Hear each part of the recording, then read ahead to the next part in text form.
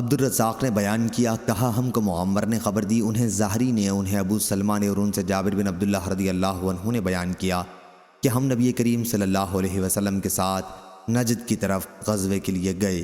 دوپہر کا وقت ہوا تو آپ ایک جنگل میں پہنچے جہاں ببول کے درخت بہت تھے۔ آپ نے گھنے درخت کے نیچے سایہ کے لیے قیام کیا اور درخت سے اپنی تلوار لٹکا دی۔ صحابہ رضی اللہ عنہم بھی درختوں کے نیچے سایہ حاصل کرنے کے لیے پھیل گئے۔ ابھی ہم اسی کیفیت میں تھے کہ حضور صلی اللہ علیہ وسلم نے ہمیں پکارا۔ ہم حاضر ہوئے تو ایک بدوی آپ کے سامنے بیٹھا ہوا تھا۔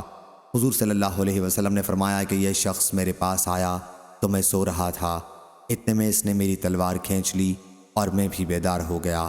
یہ میری ننگی تلوار کھینچے ہوئے میرے سر پر کھڑا تھا، مجھ سے کہنے لگا، آج مجھ سے تمہیں کون بچائے گا؟ میں نے کہا کہ اللہ۔ وہ شخص صرف ایک لفظ سے اتنا مرعوب ہوا کہ تلوار کو نیام میں رکھ کر بیٹھ گیا، اور دیکھ لو یہ بیٹھا ہوا ہے۔ حضور صلی اللہ علیہ وسلم نے اسے کوئی سزا نہیں دی۔